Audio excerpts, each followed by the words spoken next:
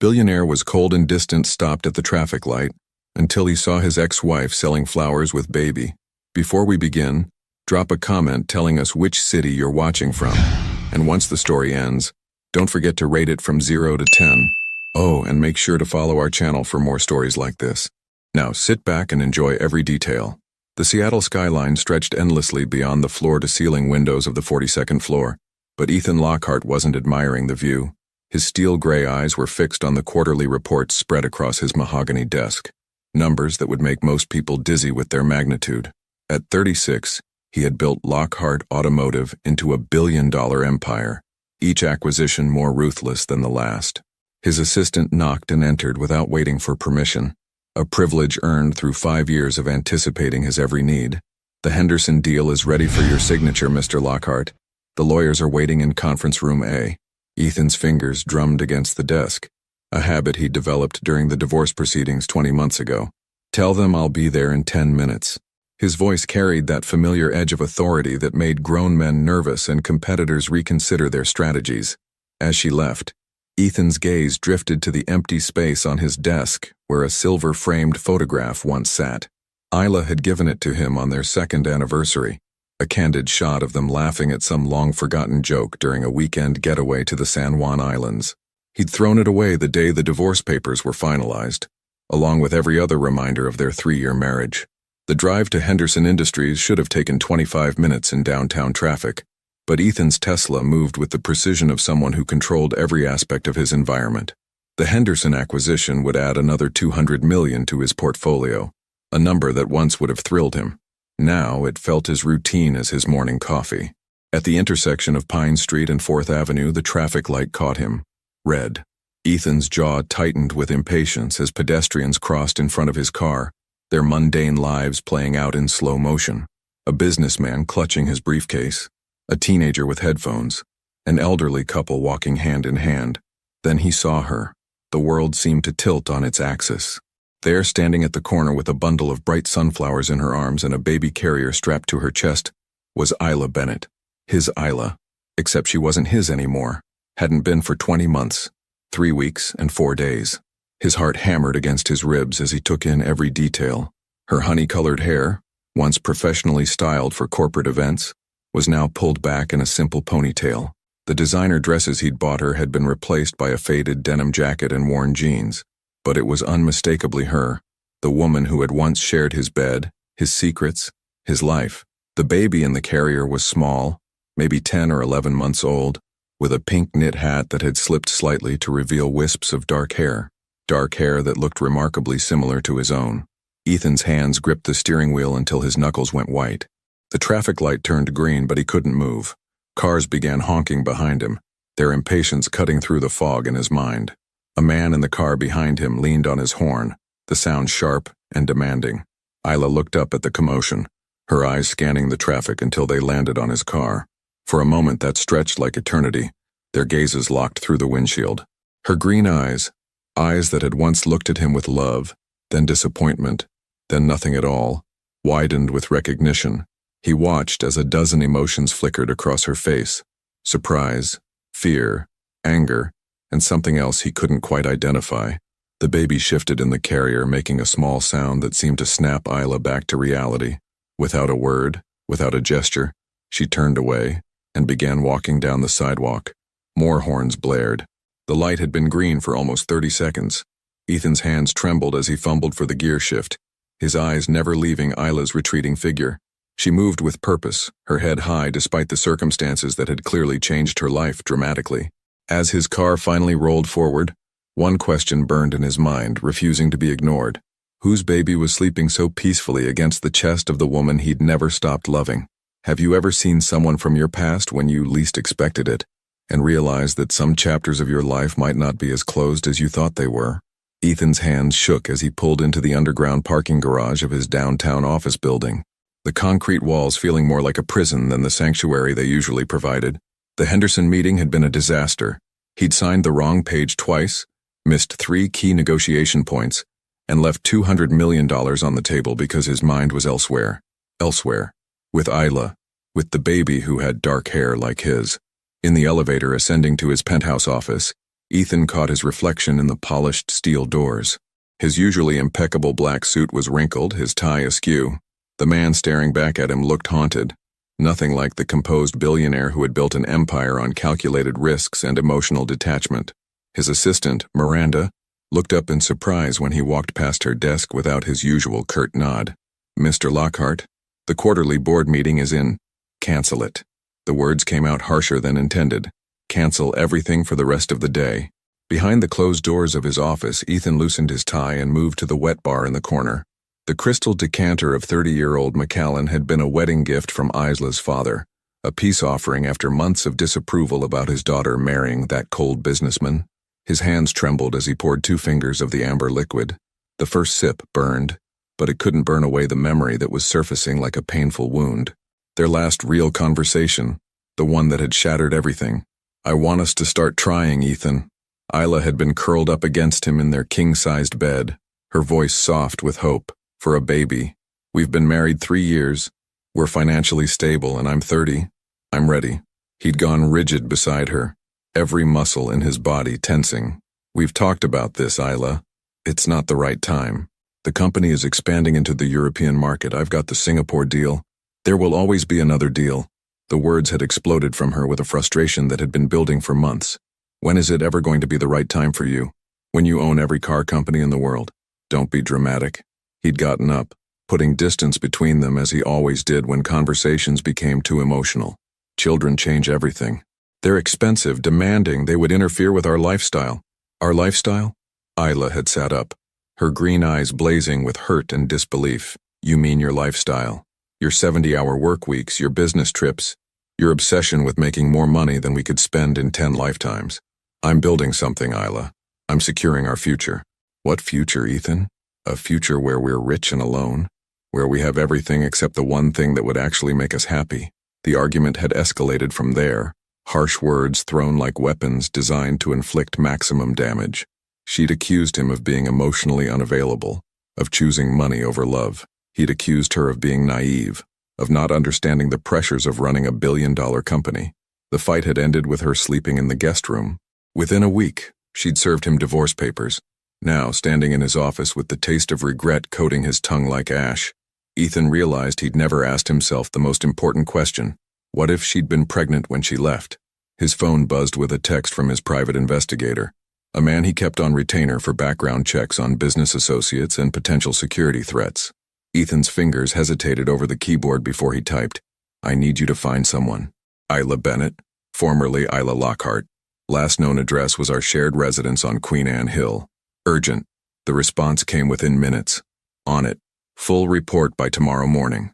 But tomorrow felt like a lifetime away. Ethan set down his glass and walked to the window, his eyes scanning the streets below. Somewhere out there in this maze of buildings and traffic was the woman who had once promised to love him for better or worse. The woman who might be raising his child alone while he sat in his ivory tower, counting money and pretending it filled the void she'd left behind. His reflection in the window looked back at him, and for the first time in 20 months, Ethan saw what Isla had seen. A man so afraid of feeling anything that he'd pushed away the only person who'd ever tried to crack the ice around his heart. The baby's face flashed in his mind. Those dark eyes that looked remarkably familiar, the way she'd been sleeping so peacefully against Isla's chest. If she was his daughter, she was almost a year old. He'd missed her first smile, her first word, her first steps. He'd missed everything that mattered while chasing things that suddenly seemed meaningless. His phone rang, jolting him from his thoughts. Miranda's voice came through the speaker. "Mr. Lockhart, your mother is on line 1. She says it's important." Ethan closed his eyes. His mother had called every month since the divorce, not so subtly hinting that he'd made the biggest mistake of his life. Today, he wasn't sure he had the strength to pretend otherwise. As he reached for the phone, one thought consumed him entirely. If that baby was his, he was already 20 months too late to be the father she deserved. Isla's hands trembled as she fumbled with the key to her studio apartment, the weight of 11-month-old Rosie growing heavier with each passing second. The baby carrier pressed against her chest, and she could feel her daughter's warm breath through the thin fabric of her jacket. The encounter at the traffic light had left her shaken in ways she hadn't expected. The door finally gave way, revealing the cramped but spotlessly clean space she'd called home for the past 20 months.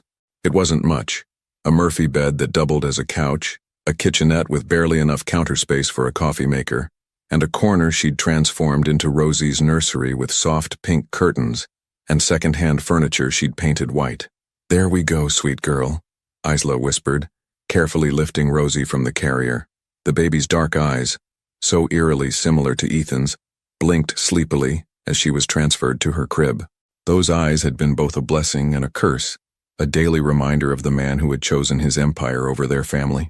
As Rosie settled into sleep, Isla moved to the small table where she'd spread tomorrow's flowers, daisies, roses, and baby's breath that needed to be arranged into bouquets before dawn. Her fingers worked automatically, muscle memory guiding her through the familiar motions while her mind replayed every second of seeing Ethan again. He'd looked exactly the same, yet completely different. The same sharp jawline, the same perfectly styled dark hair, the same expensive suit that probably cost more than she made in 3 months. But there had been something in his expression when their eyes met. A crack in that impenetrable facade she'd spent 3 years trying to break through. Her phone buzzed on the counter. A text from her neighbor, Mrs. Chen, who occasionally watched Rosie when Isla had to work late. "Saw you come in looking upset, honey. Everything okay?" Isla stared at the message, her thumb hovering over the keyboard. How could she explain that she'd just seen the father of her child? The man who'd made it crystal clear that fatherhood was an inconvenience he'd never wanted? The man who'd chosen mergers over marriage, profit over parenthood? Just a long day. "Thank you for asking." She typed back, then immediately deleted it. Mrs. Chen deserved better than lies. "Saw someone from my past today. Complicated. I'll make extra dumplings tomorrow. Complicated situations require comfort food." Despite everything, Isla smiled. Mrs. Chen's solution to every problem involved food, and somehow it usually worked. The smile faded as she caught sight of herself in the bathroom mirror. Her reflection showed a woman who'd aged more than 20 months in the time since her divorce. The stress of single motherhood had carved subtle lines around her eyes, and her honey-colored hair had lost some of its shine from drugstore shampoo instead of salon treatments. She'd been 28 when she married Ethan, full of dreams about their future together. She'd imagined Sunday mornings with children laughing in the kitchen, family vacations to places she'd only seen in magazines, growing old together surrounded by grandchildren. Instead, she'd gotten 3 years of feeling like a beautiful accessory to his success, someone to look good at charity galas and business dinners, but never truly share his life. The pregnancy test had been positive 6 weeks after she'd signed the divorce papers. She'd sat on the bathroom floor of her friend's guest room, staring at those 2 pink lines, and felt her world shift on its axis. For exactly 3 minutes, she'd considered calling him. Then she'd remembered his words. Children would interfere with our lifestyle. Her lifestyle now consisted of wake-up calls at 4:30 a.m. to arrange flowers, walks through downtown Seattle with Rosie strapped to her chest, and falling asleep to the sound of her daughter's breathing, instead of the financial network that had once provided the soundtrack to her marriage. It wasn't the life she'd planned, but it was theirs. Rosie stirred in her crib, making the soft cooing sounds that meant she'd be awake soon and hungry. Isla moved to the tiny refrigerator, pulling out a bottle she'd prepared earlier. As she warmed it in a pot of hot water, she couldn't afford a bottle warmer. Her mind wandered to the moment when Ethan had stepped out of his car. For just a second when their eyes met, she'd seen something she'd never seen before. Vulnerability. The great Ethan Lockhart, master of the universe, had looked lost. Almost human. Then Rosie had shifted in her arms and reality crashed back. This was the man who'd told her that having children would be financially irresponsible and emotionally draining. This was the man who'd worked 18-hour days to avoid coming home to a wife who desperately wanted to build something more meaningful than a stock portfolio. Rosie's cries grew more insistent, and Isla lifted her daughter from the crib, settling into the second-hand rocking chair that had become their nighttime sanctuary. As she fed her baby, humming a lullaby her own mother had sung to her, one thought crystallized in her mind. Ethan Lockhart had made his choice 20 months ago. He'd chosen his company over their marriage, his ambition over her dreams, his fear over love. Now she had to make hers. Protect the daughter he'd never wanted from the father who'd never been ready to love her. The private investigator's report arrived at 6:47 a.m., delivered to Ethan's penthouse via encrypted email. Marcus Vale had been thorough, as always. 12 pages of detailed findings that painted a picture Ethan wasn't prepared to see. Subject: Isla Marie Bennett, formerly Lockhart. Current address: 412.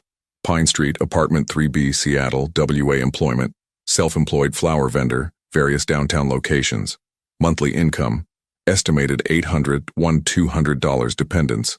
One female child, approximately 11 months old. Ethan's coffee grew cold as he read every word. Twice. The woman who had once worn designer gowns to charity galas now lived in a studio apartment that cost $600 a month.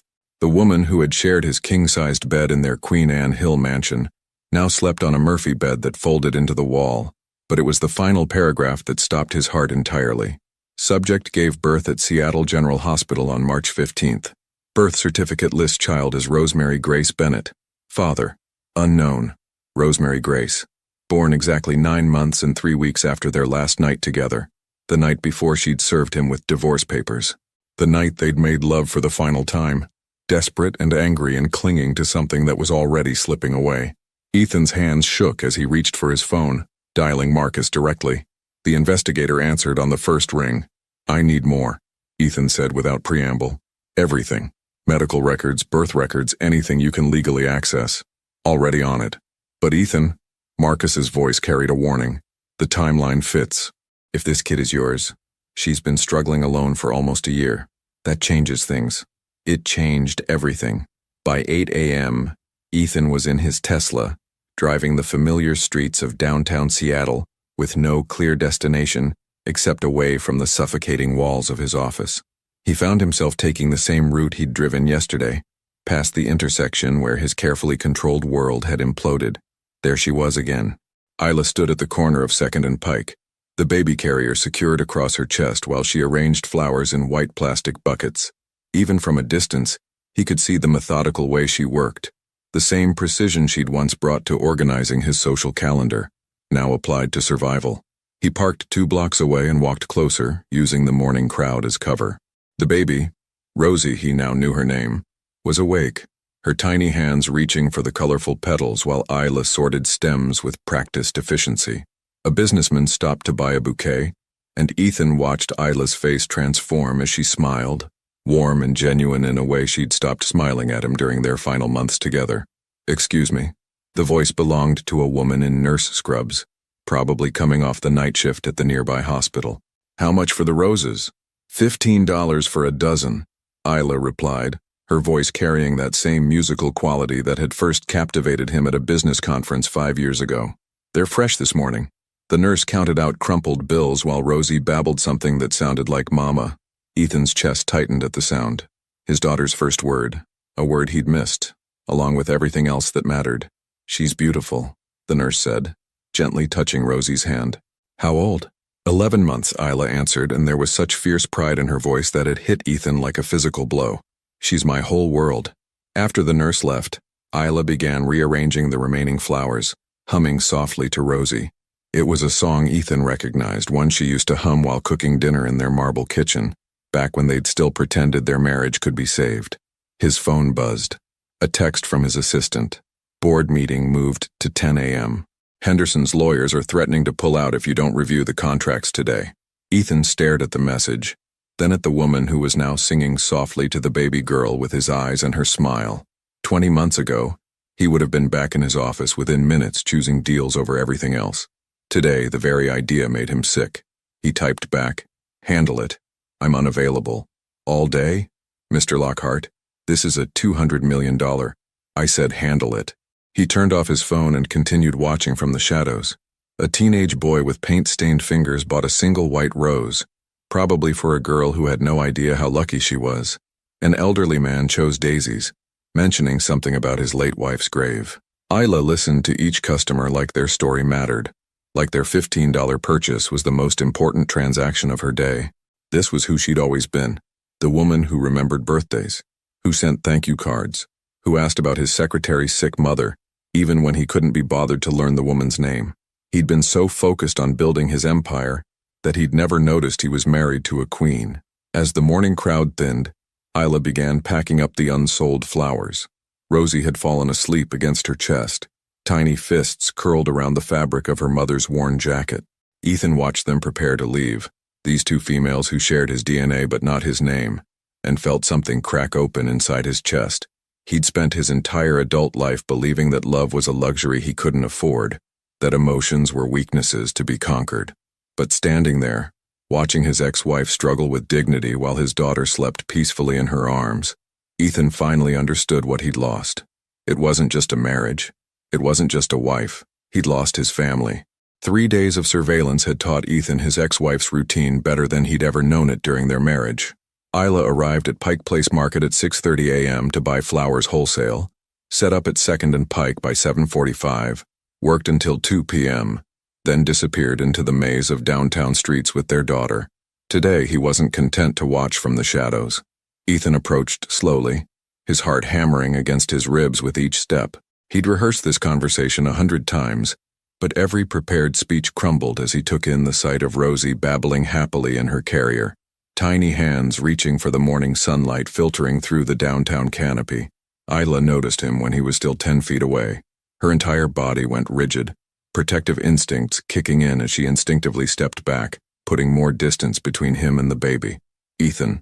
His name fell from her lips like a curse. Isla. He stopped walking, giving her space, but close enough to see the exhaustion etched in the lines around her eyes. We need to talk. No, we don't. Her voice was steady, but he caught the slight tremor beneath the surface. We said everything we needed to say 20 months ago. Did we? Ethan's gaze dropped to Rosie, who was now staring at him with curious dark eyes that looked exactly like his own in childhood photographs.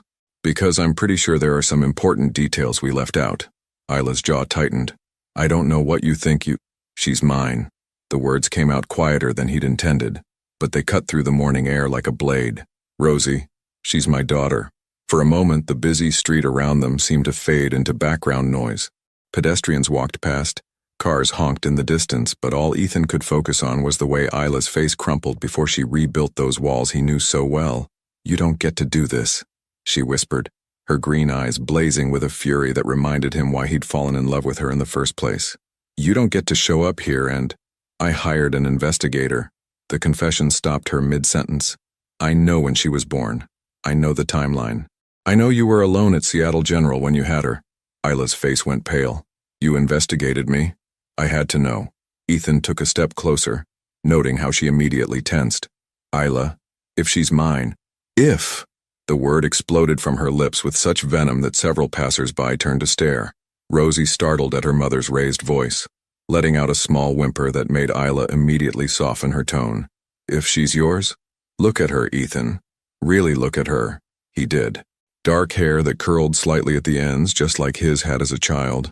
A stubborn set to her jaw that he recognized from his own reflection. The way she gripped things with her left hand. The same preference he'd had since birth. But it was her eyes that sealed it. Not just the color, but the intensity, the way she seemed to be absorbing everything around her with fierce intelligence. Why didn't you tell me? His voice cracked on the question he'd been carrying for 3 sleepless nights. Isla let out a bitter laugh. Tell you? Tell the man who said children would interfere with our lifestyle? Tell the man who worked 18-hour days to avoid coming home to his wife? Tell the man who made it crystal clear that fatherhood was an inconvenience he'd never wanted? Each accusation hit him like a physical blow because they were all true. Isla, if I had known... You would have what? Suddenly become the family man you swore you'd never be? You would have given up your precious empire to change diapers and attend Mommy and Me classes? She shook her head, tears threatening at the corners of her eyes. I saved us both the disappointment. Rosie began to fuss, sensing her mother's distress. Isla immediately began swaying, making soft, shushing sounds that seemed to come as naturally as breathing. Watching her comfort their daughter, Ethan felt something fundamental shift inside his chest. I was wrong. The admission came out hoarse, like it was being dragged from somewhere deep inside him. About everything, about children, about priorities, about what matters. Don't. Isla's voice was sharp. Don't you dare stand there and tell me you've changed just because you saw us on the street. Don't you dare make this about your guilty conscience. It's not about guilt. He was lying and they both knew it. It's about my daughter. Our daughter. She's my daughter. Isla's arms tightened protectively around Rosie. You signed away any claim to her the day you chose your company over our marriage. I never signed away anything because I never knew she existed. The words came out louder than he'd intended, drawing more stares from curious onlookers. Ethan lowered his voice, but the intensity remained. You made that choice for me, Isla. You decided I wasn't worthy of being her father before I even had a chance to try. Try? Isla's laugh was hollow. You had 3 years to try, Ethan. 3 years of marriage where I begged you to let me in, to share your life, to build something more than a business partnership. You chose solitude then. Why should parenthood be any different? Because everything was different now. Because seeing them together, mother and daughter struggling but strong, had shattered every wall he'd built around his heart. Because for the first time in his life, money and power felt meaningless compared to the family he'd lost. But before he could find the words to explain, Isla was already backing away, putting more distance between them. Stay away from us, Ethan, she said, her voice breaking on his name. We don't need your guilt or your money or your sudden interest in playing father. We're doing just fine without you. As she turned to leave, Rosie looked back over her mother's shoulder, meeting Ethan's eyes with that intense stare that was so familiar it hurt. For just a moment, father and daughter looked at each other across an impossible distance. Then they were gone, disappearing into the crowd, leaving Ethan standing alone among strangers with the devastating realization that just fine was exactly what he'd never be again. Ethan's Aston Martin felt like a prison as he sat in the underground garage of his building, staring at the concrete wall ahead. The confrontation with Isla replayed in his mind on an endless loop, each word she'd spoken cutting deeper than the last. He'd destroyed the best thing in his life once, and now he was watching the consequences play out in the form of a daughter who would grow up never knowing her father. His phone had been buzzing incessantly for the past hour. Missed calls from his assistant, his board members, his mother. The Henderson deal had officially collapsed, costing him $200 million and his reputation as the unshakable king of automotive acquisitions. 6 months ago, it would have devastated him. Today he couldn't bring himself to care. There was only one call he wanted to make. Vale, the private investigator, answered on the second ring. I need another favor, Ethan said, his voice hoarse from the emotional battlefield he'd just left. Legal advice. Hypothetically, what rights does a father have if paternity can be established? A long pause. Ethan, tell me you're not thinking about pursuing custody.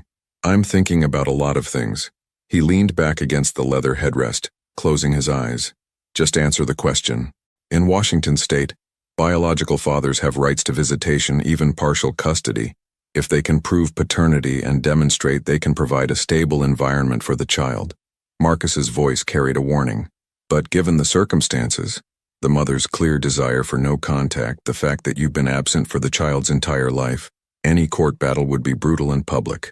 Public. The thought of Isla's private struggles being dissected in newspapers made Ethan's stomach turn. What if I just wanted to help? Financially, I mean. Child support? Better living conditions? You'd need her consent for voluntary support, or a court order for mandatory support. Both require acknowledging paternity, which means... Marcus trailed off, which means she'd have to cooperate. Ethan finished the thought, already knowing Isla would rather live in that cramped studio apartment forever than accept a penny from him. After hanging up, Ethan found himself driving aimlessly through Seattle's familiar streets, past the coffee shops where he and Isla used to meet for lunch, past the bookstore where she'd spent Saturday afternoons reading while he worked. Every corner held a memory of the woman who had tried so desperately to break through his emotional walls, only to give up and build walls of her own. His phone rang again. This time, he answered. Ethan James Lockhart. His mother's voice carried that particular tone she'd perfected during his childhood. Equal parts disappointment and determination. Miranda told me you've been unreachable for 3 days. The Seattle Times is reporting that Henderson Industries is reconsidering their acquisition terms because you've gone AWOL. Hello, Mother. Ethan pulled into the parking lot of a small neighborhood park, watching children play on swings while their parents pushed them higher. I'm fine. You're clearly not fine. What's going on? And don't you dare tell me it's just business stress. I've known you for 36 years, and you've never missed a meeting in your life. Eleanor Lockhart had always been perceptive, a trait that had served her well during her own corporate career before she'd retired to philanthropy. There was no point in lying to her. I saw Isla, he said quietly. The silence stretched so long that Ethan wondered if the call had dropped. Finally, his mother spoke, her voice gentler than before. How is she? She has a daughter. The words felt like glass in his throat. My daughter, 11 months old. Another long pause. Oh, Ethan. She was pregnant when she left me, Mom. Pregnant and alone, and I never knew. He watched a father push his toddler on a swing, the little girl shrieking with delight as she soared higher. I have a daughter, and she doesn't even know my name. What are you going to do? It was the question that had been haunting him for 3 sleepless nights. What could he do? Isla had made her feelings crystal clear. She wanted nothing to do with him. But somewhere in this city was a little girl with his eyes and his stubbornness, growing up believing her father had abandoned her before she was even born. I don't know, he admitted. She hates me, Mom, and maybe she has every right to. Ethan, his mother's voice took on that firm tone he remembered from his teenage years. You made mistakes in your marriage. Serious ones. But that doesn't mean you can't try to make amends now. She won't let me near them. Then you'll have to prove you've changed. Not with words, Isla's too smart for that, but with actions. Consistent, patient actions that show her the man you've become. What if I haven't become anything? The question came out more vulnerable than he'd intended. What if I'm still the same selfish bastard who chose profits over his pregnant wife? Are you? His mother's question was direct, challenging, because the Ethan I raised would have already figured out how to help them, even if it meant swallowing his pride and working in the shadows. After the call ended, Ethan sat in his car as darkness fell around the park. Families were heading home, fathers carrying tired children to minivans, mothers gathering forgotten toys and empty juice boxes. Normal families, doing normal things, taking for granted the everyday miracles he'd never thought he wanted. His phone buzzed with a text from an unknown number. For a wild moment his heart raced, thinking it might be Isla. Instead, it was from Marcus. Thought you should know. Property records show Isla's lease is up for renewal next month. Landlord's been raising rents in that building. Might be relevant. Ethan stared at the message, pieces of a plan beginning to form in his mind. If Isla wouldn't let him help directly, perhaps there were other ways. Ways that didn't require her permission or her forgiveness. Ways that might slowly and carefully prove to the mother of his child that some people really could change, even if they'd taken 20 months too long to start trying. 2 weeks passed before Isla noticed the changes. It started small, almost imperceptibly so. The wholesale flower vendor at Pike Place Market began giving her better deals, claiming he was overstocked and needed to move inventory quickly. The elderly Korean woman who sold coffee from a cart near her usual corner started refusing payment, insisting that pretty mother with baby deserved free coffee. Even Mrs. Chen from next door had mysteriously received an anonymous grocery delivery that she'd insisted on sharing. Isla wasn't naive. She'd spent 3 years married to a man who wielded money like a weapon, who believed every problem could be solved with the right amount of cash applied in the right places. But proving Ethan's involvement was impossible when everyone insisted their generosity was either coincidence or kindness. The breaking point came on a rainy Thursday morning when her landlord, Mr. Patterson, knocked on her door with an expression she'd never seen before, something almost resembling embarrassment. "Ms. Bennett," he said, shifting uncomfortably in the hallway. "I need to discuss your lease renewal." Isla's stomach dropped. She'd been dreading this conversation for weeks, knowing her rent was about to increase beyond what she could afford. "Mr. Patterson, if this is about the rent increase, I can try to—" "Actually, there's been a change." He handed her an official-looking document. "The building's been purchased by a property management company. They're implementing a new affordable housing initiative. Your rent is being reduced to $400 a month, with a 2-year guaranteed lease." Isla stared at the papers, her hands beginning to tremble. "I'm sorry, what? Lockhart Property Management?" He read from his own copy. "They specialize in providing stable housing for working families. Apparently, you qualify for their assistance program." The papers fell from Isla's fingers, scattering across the worn linoleum floor. Lockhart. Of course it was Lockhart. "Ma'am, are you all right?" Mr. Patterson bent to gather the scattered documents, concern creeping into his voice. "I can't accept this." The words came out strangled, fury and frustration warring in her chest. "Tell them I decline their generous offer. I'm afraid it's not really optional. The new owners have restructured all the leases in the building. Everyone qualifies for the reduced rate." He straightened, papers in hand. "It's actually quite fortunate. Most of the tenants are thrilled." After he left, Isla sank onto her Murphy bed, Rosie playing contentedly with a set of plastic measuring cups nearby. Her daughter had no idea that her world was being systematically invaded by a man who thought money could buy forgiveness, or access to the family he'd abandoned. Her phone buzzed. A text from the flower vendor. "Got a special order today. Someone wants to buy all your remaining inventory every day for the next month. paying triple rate. They want the flowers donated to Seattle General's maternity ward. Should I accept? Isla's hands shook as she typed back. Who placed the order? Anonymous benefactor. Payment came through a law firm. Very official. She closed her eyes, remembering the antiseptic smell of the maternity ward where she'd given birth alone, where she'd cried into a hospital pillow while holding Rosie for the first time, wishing desperately that someone, anyone, had been there to share the moment. Now Ethan was ensuring other women would have flowers to brighten those sterile rooms. It was thoughtful. It was generous. It was manipulation.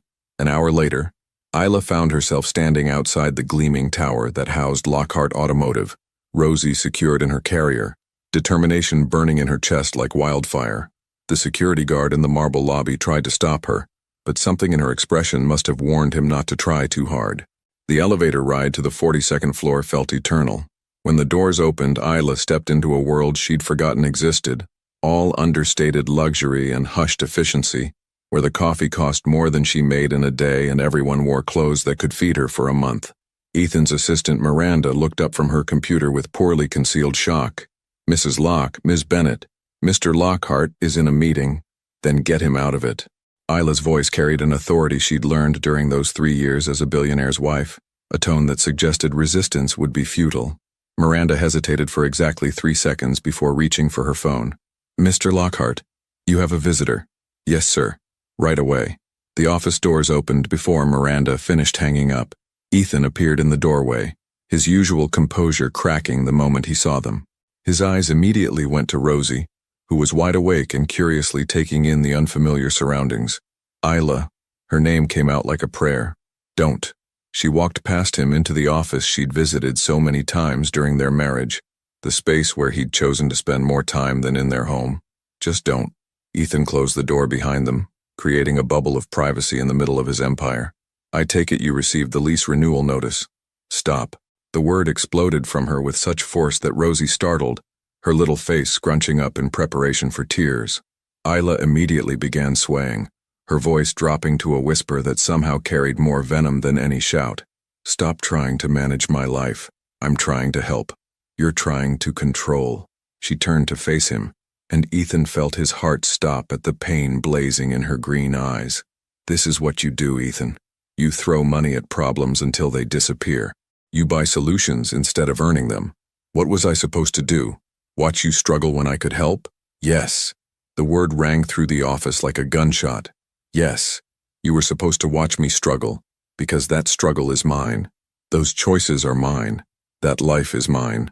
Ethan moved closer, his hands raised in a gesture of surrender. Isla, please. I just want... You want what? To ease your guilt? To play the generous benefactor so you can sleep better at night? Rosie began to fuss, responding to her mother's agitation. Isla's voice softened automatically as she comforted her daughter, but her eyes remained hard as flint. You want to be her father without earning the right. You want forgiveness without doing the work. Then tell me how to do the work. The desperation in his voice was raw, unfiltered. Tell me what I need to do to earn the right to know my daughter. Isla studied his face for a long moment, searching for something she apparently didn't find. Start by respecting my choices. Stop the anonymous gifts. Stop the property management company. Stop trying to orchestrate my life from behind the scenes. And then nothing. She moved toward the door, Rosie now calm in her arms. There is no then, Ethan. Some things can't be bought and some mistakes can't be undone with money. As she reached for the door handle, Ethan's voice stopped her. She has my hands. Isla froze, her back still to him. Her hands, he continued, his voice barely above a whisper. They're exactly like mine were when I was a baby. My mother showed me pictures once. The way she grabs things, the way she holds her fingers when she's thinking. It's identical. Slowly, Isla turned around. For the first time since entering his office, she looked uncertain. I know I don't deserve to be part of her life, Ethan said, taking a careful step forward. I know I've lost the right to call myself her father. But she's going to grow up, Isla. She's going to ask questions about where she came from, about why her father wasn't there. And I'll tell her the truth. Isla's voice was steady, but Ethan caught the slight tremor underneath. I'll tell her that her father had more important things to do. What if that's not the truth anymore? The question hung between them like a bridge neither was ready to cross. Rosie chose that moment to reach toward Ethan, her small hand opening and closing in the universal baby gesture for pick-me-up. It lasted only a second before she turned back to her mother, but it was enough to shatter something in both their faces. "Stop the property management company," Isla whispered, her voice breaking. "Stop all of it. If you want to prove you've changed, prove it by respecting the word no." This time, when she left, Ethan didn't try to stop her, but as the elevator doors closed on the two most important people in his world, he realized that learning to respect no might be the hardest lesson he'd ever had to master. 3 weeks of silence stretched between them like an unbridgeable chasm. Ethan kept his word. The anonymous gifts stopped, the property management company dissolved, the wholesale flower deals returned to normal rates. He drove past Isla's corner every morning on his way to work, watching her from a distance but never approaching, respecting the boundaries she'd drawn in the sand. It was killing him. The irony wasn't lost on him that he'd spent 3 years of marriage avoiding emotional intimacy, and now emotional distance felt like slow starvation. He threw himself into work with renewed intensity, but the numbers on his computer screen blurred into images of dark-haired babies and the woman who'd once loved him enough to try breaking down his walls. His mother called twice a day. His assistant walked on eggshells. His board members whispered about his distracted performance during meetings. Ethan heard it all from a distance, as if his real life was happening somewhere else, in a cramped studio apartment where his daughter was learning to walk without him there to catch her when she fell. The call came at 2:17 on a Tuesday afternoon. "Mr. Lockhart?" The voice was unfamiliar, professional, but urgent. "This is Dr. Sarah Mills from Seattle Children's Hospital. I'm calling about your daughter, Rosemary Bennett." The world tilted sideways. Ethan's coffee mug slipped from nerveless fingers, shattering against the marble floor of his office. "What happened? Is she... How did you get this number?" "Your wife, ex-wife, listed you as an emergency contact on the intake forms. Rosemary has been admitted with severe dehydration and a high fever. Ms. Bennett collapsed in our waiting room and is currently unconscious. We need someone here immediately." Ethan was already grabbing his keys, his mind racing through 1,000 terrifying possibilities. "I'm on my way. Don't let anything happen to them." The drive to Seattle Children's Hospital passed in a blur of squealing tires and red lights he barely stopped for. Ethan's hands shook as he ran through the sterile corridors, following signs to the pediatric ward, his heart hammering against his ribs like a caged animal. He found them in room 314. Rosie lay in a hospital crib that seemed enormous around her tiny frame, IV lines snaking from her small arms to machines that beeped with mechanical precision. But it was the sight of Isla that stopped him cold. She sat in a chair beside the crib, pale as paper, her honey-colored hair lank with sweat and exhaustion. Dark circles shadowed her eyes, and her clothes hung loose on a frame that had grown too thin. She looked up when he entered, and he saw no anger in her expression, only bone-deep weariness and fear. "She won't stop crying for you," Isla whispered, her voice hoarse. "The nurses say she keeps reaching toward the door like she's waiting for someone." Ethan approached slowly, as if sudden movements might shatter the fragile peace between them. Rosie's eyes tracked his movement, and when she saw him, she let out a weak cry that sounded remarkably like, "Dada." "How long has she been sick?" He kept his voice low, professional, but his hands were trembling as he reached toward the crib. 3 days. I thought it was just a cold, but her fever spiked this morning and she couldn't keep anything down." Isla's voice cracked. "I carried her here on 2 buses because I couldn't afford a taxi.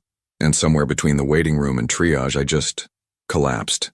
Ethan's jaw clenched as he imagined Isla struggling alone with a sick baby, too proud to call him, too stubborn to accept help. "The doctor said you listed me as an emergency contact." I panicked. She wouldn't meet his eyes. "They needed a name. And you're her." She couldn't finish the sentence. "Father." Ethan completed it for her, the word feeling strange and wonderful and terrifying on his tongue. "I'm her father." For the first time since their confrontation in his office, Isla didn't argue. The doctor arrived 20 minutes later, a kind-faced woman in her 50s who looked between Ethan and Isla with the practiced eye of someone who'd seen every family dynamic imaginable. "Rosemary is responding well to the IV fluids," Dr. Mills explained. "The fever is breaking, and her hydration levels are improving. She should be able to go home tomorrow, but she'll need careful monitoring for the next few days." "I can handle it," Isla said quickly, struggling to stand. The movement made her sway dangerously, and Ethan instinctively reached out to steady her. "Ms. Bennett," the doctor said gently, "you're in no condition to care for anyone right now. When was the last time you ate a full meal? Isla's silence was answer enough. You need rest, proper nutrition, and someone to help with Rosemary's care. Dr. Mills looked pointedly at Ethan. I assume that's why you called her father? The question hung in the air like a challenge. Ethan looked at Isla, really looked at her, and saw past the stubborn pride to the exhausted woman who'd been carrying the weight of parenthood alone for almost a year. She was drowning, and her pride was the anchor dragging her under. She'll stay with me, Ethan said quietly. Both of them, until Isla is back on her feet. Ethan, no. Isla's protest was automatic, but weak. We can't, I won't. You won't what? Let me help my daughter when she's sick? Let me take care of the woman who's been taking care of her all this time? He moved closer, his voice dropping to a whisper meant only for her ears. Isla, you're falling apart. When was the last time you slept through the night? When was the last time someone took care of you?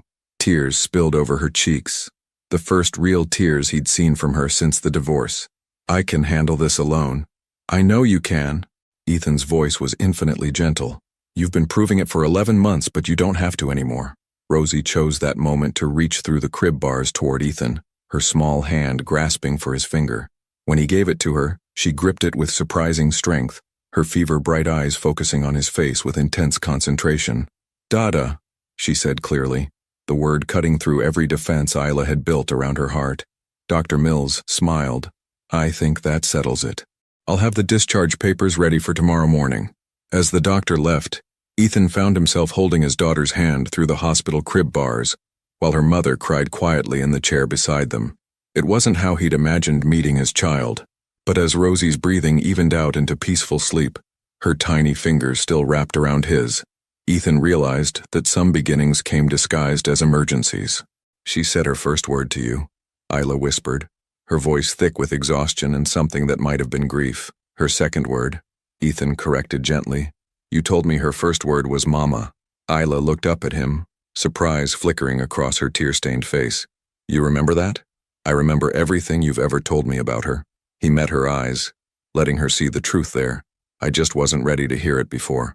Outside the hospital window, Seattle's skyline glittered in the gathering dusk, but Ethan's attention was focused entirely on the two females who had just let him back into their world, not through grand gestures or anonymous gifts, but through the simple, terrifying trust of a sick child reaching for her father's hand. The Queen Anne Hill mansion felt like stepping back in time, except everything had changed. Isla stood in the marble foyer she'd once called home, holding a sleepy Rosie while Ethan carried their hospital bags, and marveled at how foreign it all felt. The abstract paintings she'd chosen still hung on the walls. The Italian leather furniture she'd selected still dominated the living room, but the house felt hollow, like a museum of their failed marriage. The guest room is ready, Ethan said, his voice carefully neutral as he set their bags down. I had my housekeeper stock it with everything the hospital said Rosie would need. Isla followed him upstairs, noting that he'd avoided the master bedroom entirely, leading her instead to the spacious guest suite at the opposite end of the hallway. It had been transformed into something she barely recognized, a crib positioned near the window, baby monitors on the nightstand, and what appeared to be every infant care item available at Seattle's most expensive baby store. You didn't have to do all this, she said quietly, settling Rosie in the crib. Their daughter immediately began to fuss, reaching back toward Ethan with that same gesture that had undone them both at the hospital. She wants you to hold her, Isla observed, stepping back to give him space. Ethan approached the crib hesitantly, as if Rosie might disappear if he moved too quickly. When he lifted her, she immediately settled against his chest, her small hand fisting in his shirt. The sight hit Isla like a physical blow. Her daughter, so completely trusting in the arms of the man who'd missed her entire first year of life. She's so light, Ethan murmured, his voice thick with wonder. I thought babies would be heavier. She's small for her age. Isla settled into the plush armchair, exhaustion pulling at her bones. The pediatrician says she'll catch up, but the first few months were challenging. The understatement hung between them. Isla remembered those sleepless nights when Rosie wouldn't stop crying, when formula was too expensive and her milk supply was inconsistent from stress and poor nutrition.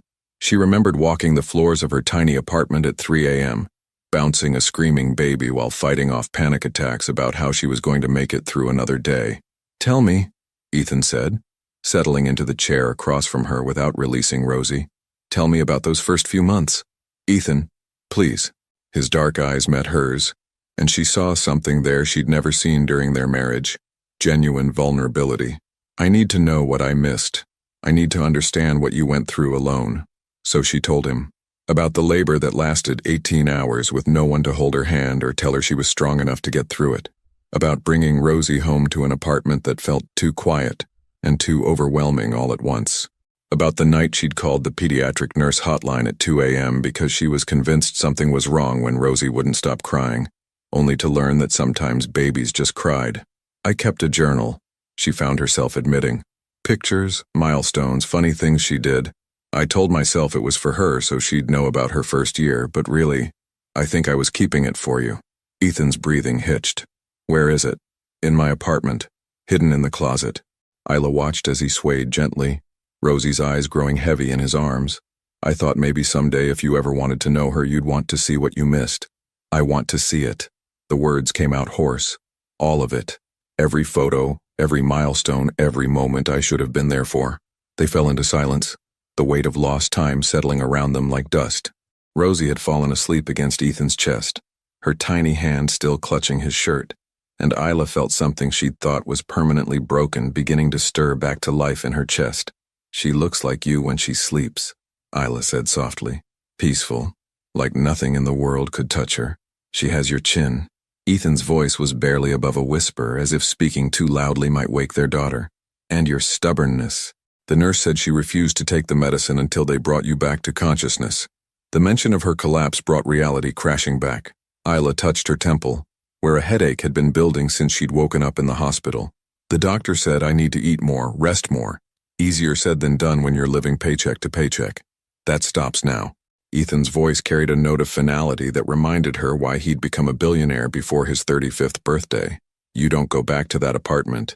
You don't go back to selling flowers on street corners. You focus on getting healthy, and you let me take care of both of you. Ethan, we can't. Why not? He stood carefully, moving toward the crib to put Rosie down. Give me one good reason why the mother of my child should be struggling to afford groceries while I have more money than I could spend in 10 lifetimes. Because money doesn't fix everything. The words exploded from her with more force than she'd intended.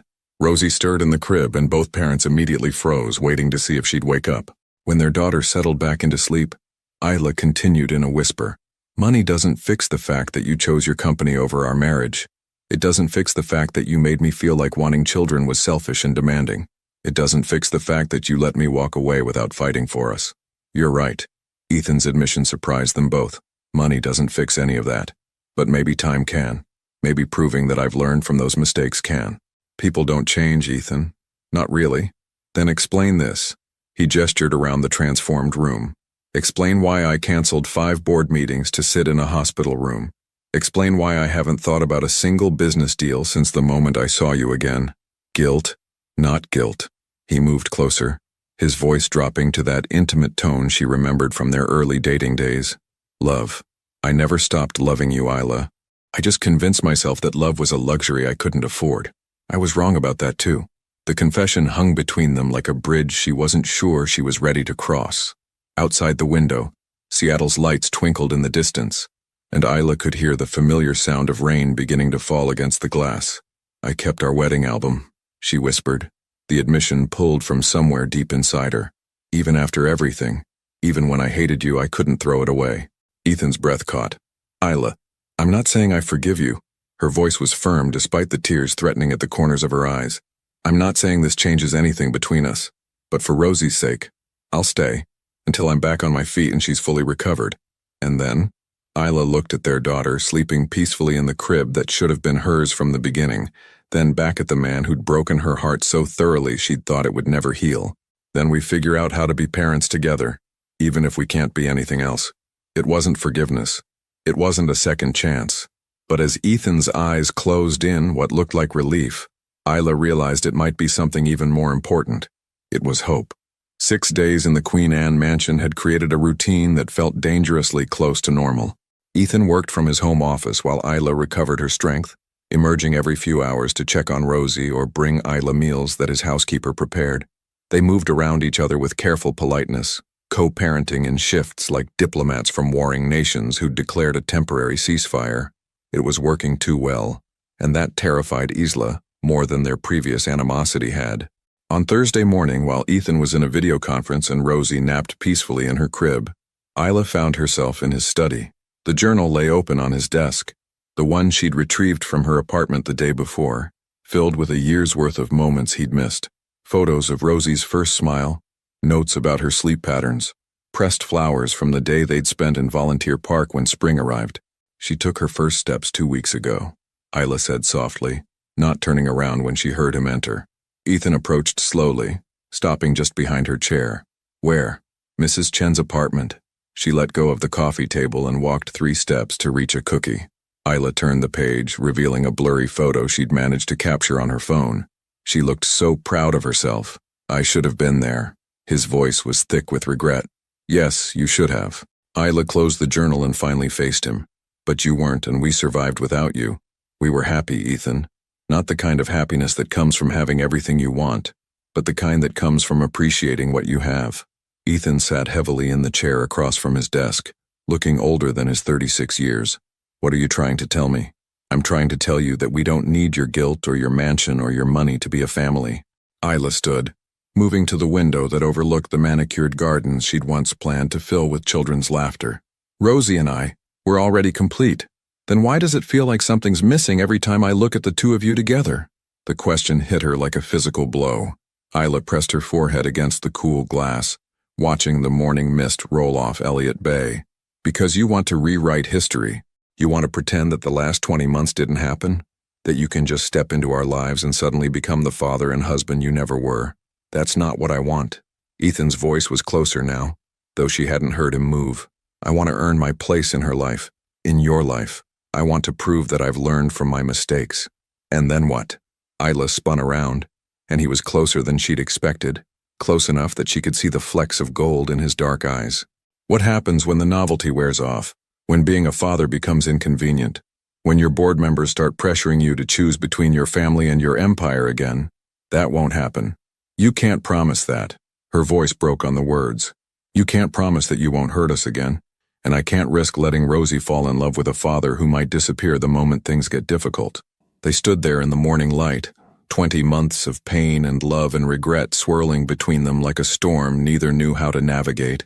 Through the baby monitor on his desk, they could hear Rosie beginning to stir, making the soft sounds that meant she'd be fully awake soon. I sold it, Ethan said suddenly. Isla blinked. Sold what? Lockhart Automotive, the whole company. I signed the papers yesterday. His voice was steady, but she could see his hands trembling slightly. Garrett Industries made an offer 6 months ago that I rejected because I couldn't imagine my life without the company. Yesterday, I couldn't imagine my life without you and Rosie Moore. The words hit her like ice water. Ethan, you can't. That company is your life's work. No. He stepped closer, his voice gaining strength. You were my life's work. You and Rosie. I was just too blind and too terrified to see it. You're going to regret this. Isla shook her head, panic rising in her chest. In 6 months or a year, you're going to wake up and realize you gave up everything for a woman who can't even forgive you, and a daughter who barely knows you. You want to know what I'll regret? Ethan's voice rose. Months of suppressed emotion finally breaking free. I'll regret not being there when you found out you were pregnant. I'll regret not holding your hand during labor. I'll regret missing Rosie's first word, her first step, her first everything.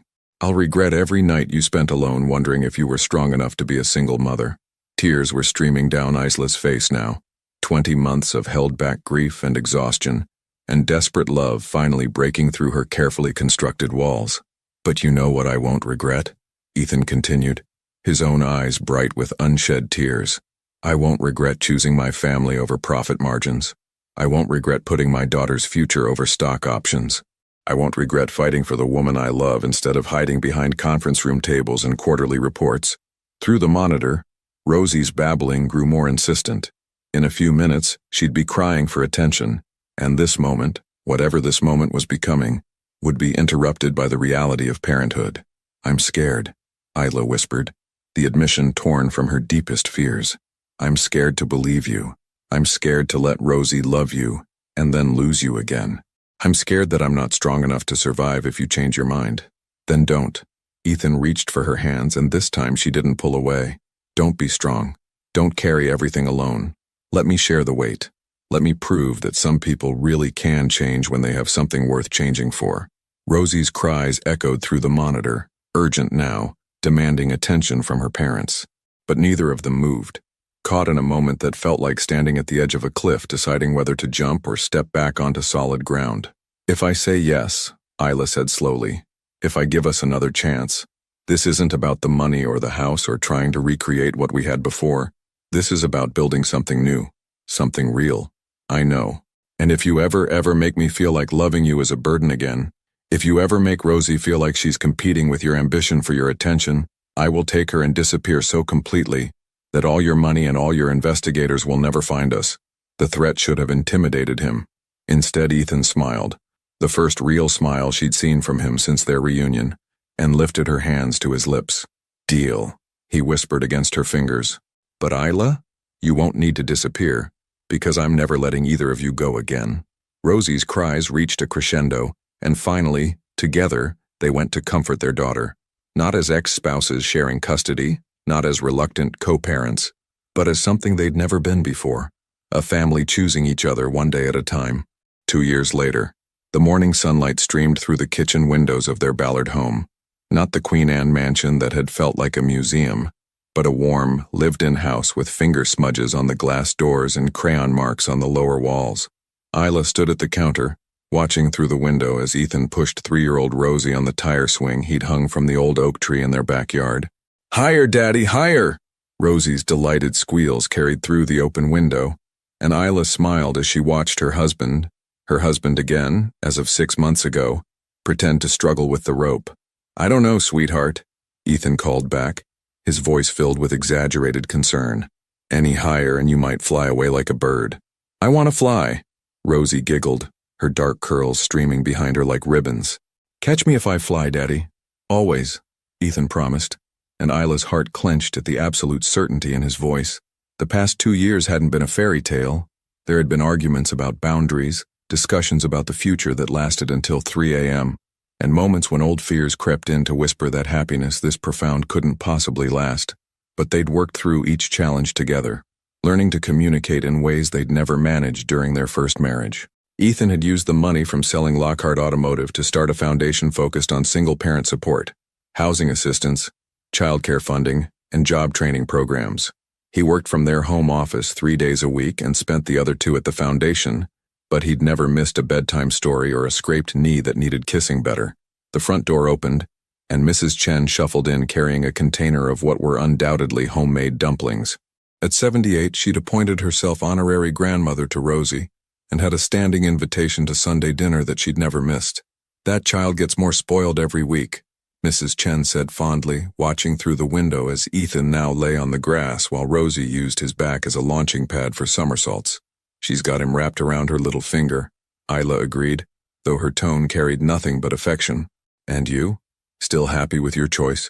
It was a question Mrs. Chen asked every few months, not from doubt, but from the protective instincts of someone who'd watched Isla struggle through those early months of single motherhood. Isla considered it seriously, as she always did. "Ask me tomorrow," she said, using the answer that had become their ritual. Mrs. Chen nodded approvingly. "Smart girl. Happiness isn't something you achieve once and keep forever. It's something you choose day by day." Through the window they watched as Ethan scooped Rosie up and spun her around, both of them laughing with the kind of unself-conscious joy that made Isla's chest tight with gratitude. When he set her down, Rosie immediately pointed toward the house. "Mama, Mama, did you see me fly?" Isla opened the back door as her daughter came barreling toward her, grass stains on her knees, and pure happiness radiating from every part of her small body. "I saw everything, baby girl. You were amazing." Ethan followed more slowly, his hair mussed and his business shirt wrinkled from their morning adventures. He looked nothing like the polished billionaire she'd first married, and everything like the man she'd fallen in love with all over again. "Mrs. Chen brought dumplings," Isla told him as he approached. "Perfect. I worked up an appetite being a human jungle gym." He dropped a kiss on the top of Isla's head, casual and natural in a way that had taken months to rebuild. "How's the morning sickness today?" Isla placed a protective hand over her still flat stomach where their second child, a son, according to last week's ultrasound, was growing steadily. "Better. I think Junior approves of Mrs. Chen's cooking." Junior? Rosie looked up from where she was collecting dandelions near the porch steps. Who's Junior? Ethan and Isla exchanged a look, having discussed how to tell their daughter about the pregnancy, but never quite finding the right moment. Apparently, the right moment was now, in the middle of their backyard on a Sunday morning, surrounded by the ordinary magic of their everyday life. Come here, sweetheart, Isla said, settling onto the porch steps and pulling Rosie onto her lap. Mommy and Daddy have something exciting to tell you. As they explained about the baby brother who would arrive in 6 months, Isla caught Ethan's eye over their daughter's head. He was watching them with an expression she'd grown to treasure. Complete present moment awareness, as if this conversation with their 3-year-old was the most important meeting of his life.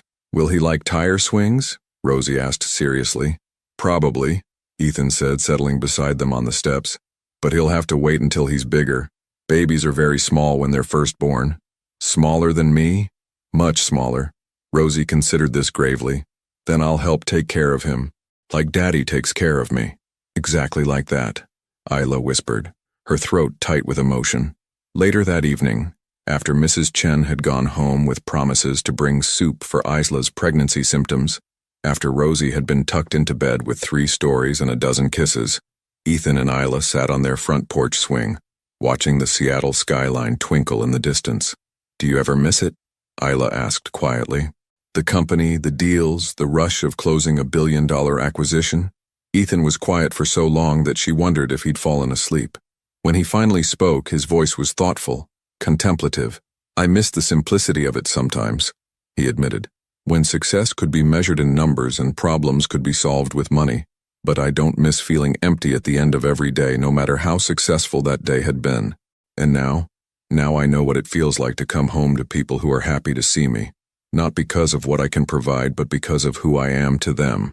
He reached for her hand, intertwining their fingers. Now I know what it means to build something that can't be bought or sold or lost in a market crash. A comfortable silence settled between them, broken only by the distant sound of traffic and the whisper of wind through the trees. Somewhere in the house behind them, Rosie was probably dreaming of flying and tire swings and the baby brother who would soon join their small, perfect family. I love you, Isla said into the peaceful darkness. I love you too. Ethan's voice carried all the weight of second chances and hard-won wisdom. Thank you for letting me learn how to be the man you deserved all along. Thank you for becoming him. As they sat together on the porch of their imperfect, beautiful life, Isla realized that Mrs. Chen had been right. Happiness wasn't something you achieved once and kept forever. It was something you chose, day by day, moment by moment, swing by swing. And tomorrow, she would choose it again. Sometimes the greatest love stories aren't about finding the perfect person. They're about 2 imperfect people choosing to grow into the love they both deserve. In a world where second chances are rare and forgiveness is earned, not given, what would you choose? The safety of protecting your heart, or the courage to risk everything for the possibility of building something beautiful from the broken pieces? Your participation means a lot to the channel. Please share your thoughts in the comments. Thank you for watching. If you enjoyed the story, please subscribe to our channel and leave a comment below, letting us know what you thought. Your feedback and support mean a lot to us. Stay tuned for more exciting stories.